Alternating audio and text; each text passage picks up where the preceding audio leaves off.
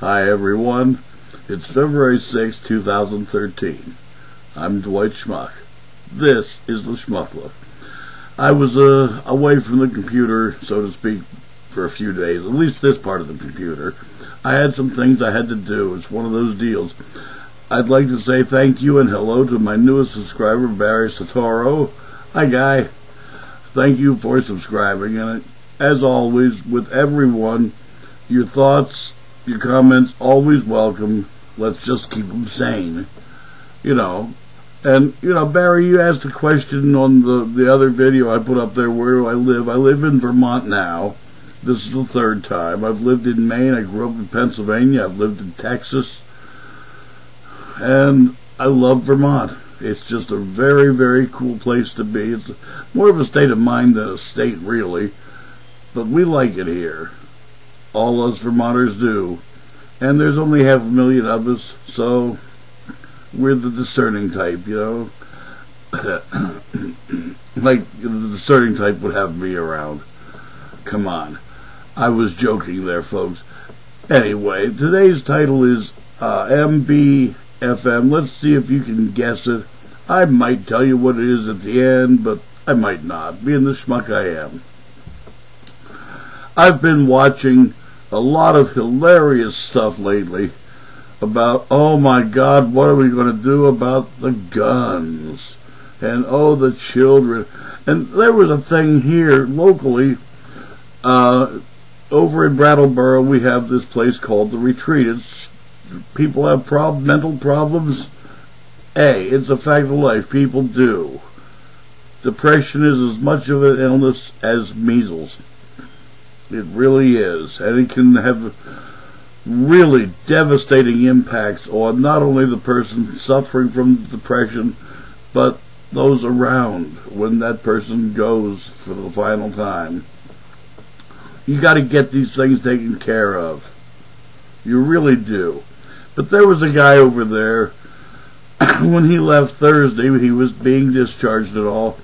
Well, afterwards, while they're going through his room and stuff, there's a note there about, if you think what so-and-so did was bad down at Sandy Hook, well, do you see what I do with your kids?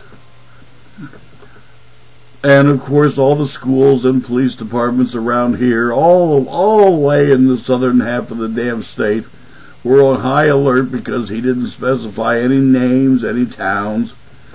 And here now, finally, this week, come to find out that, they can't even bring him back for a 3-day stay against his will because he didn't break any laws. And really, since he didn't name anybody or any school or any town, he didn't do anything more than, a fiction writer.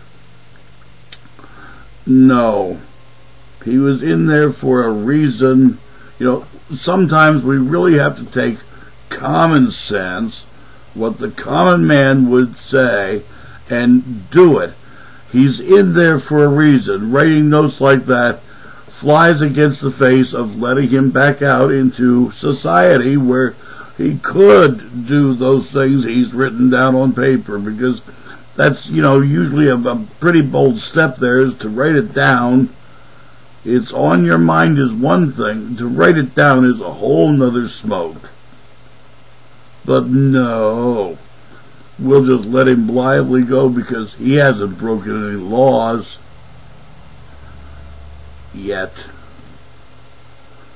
And when he does, you'll have all those big shots saying, well, he hadn't broken any laws.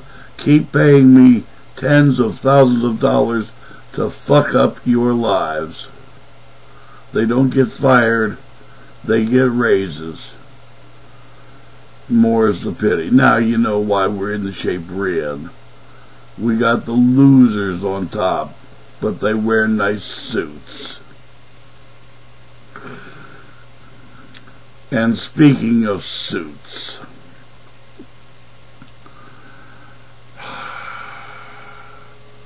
according to the Justice Department, the United States Justice Department, it's perfectly within the rule of law concerning war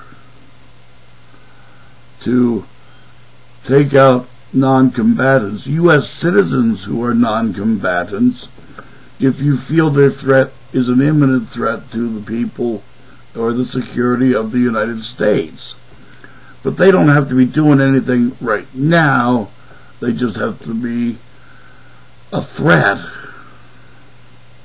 at some point in time, in the future, in the past, whenever.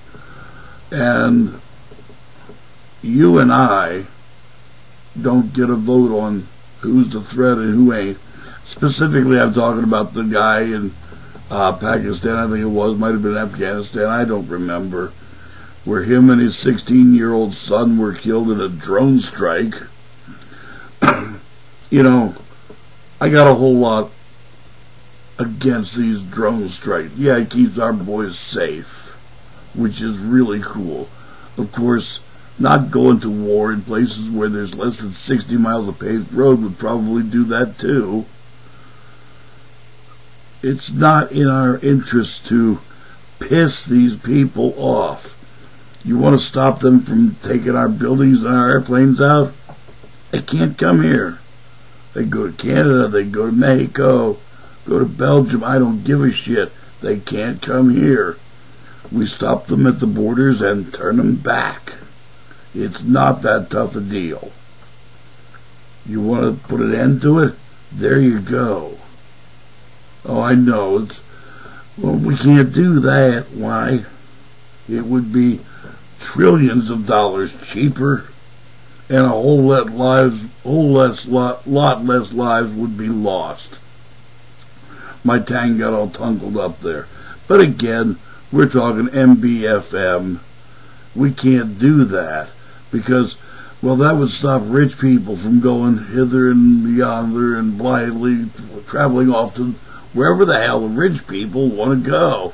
And we can't stop them because they're rich and they wear nice suits. Yeah, Mbfm, folks. I'm going to cut it a little short here today. I'm just, this Mbfm slinging it really has me tired now. I'm going to go play some poker. I'm going to rest. I'm going to create dinner for my wife so when she gets home she has a hot meal. But other than that, I'm going to be done with this for today. Because, again, here in two instances, we've had a whole lot of Mbfm. People who make threats when they're already in an institution. We can't stop them because they didn't break any laws. Yeah, Mbfm. But we can make the cops, take time out of their day guarding the schools at the beginning of the day, at the end of the day, and thereby taking the cops off the regular beats and stuff so other people can do other bad things because they know the cops are going to be watching the schools. So houses can get, robbed, burglarized, and, things can get vandalized and stolen, and, it's just a wonderful deal, but he didn't break any laws. And then we got the president and the attorney general and the Justice Department, we can kill United States citizens who are non-combatants because they might pose a credible threat at some time.